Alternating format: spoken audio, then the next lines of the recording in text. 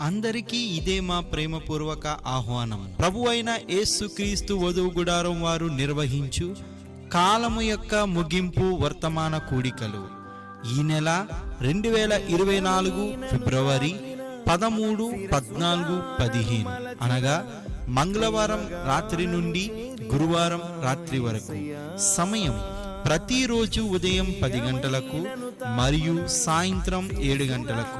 స్థలము శ్రీ గేదెల శ్రీను గారి గ్రౌండ్స్ లో, ఎస్విఆర్ కాలనీ, ద్వారపుడి, వేములపల్లి. ఈ సభలకు ముఖ్య ప్రసంగికులు పాస్టర్ కేవి మార్క్ గారు వరంగల్ నుండి విచ్చేయుచున్నారు.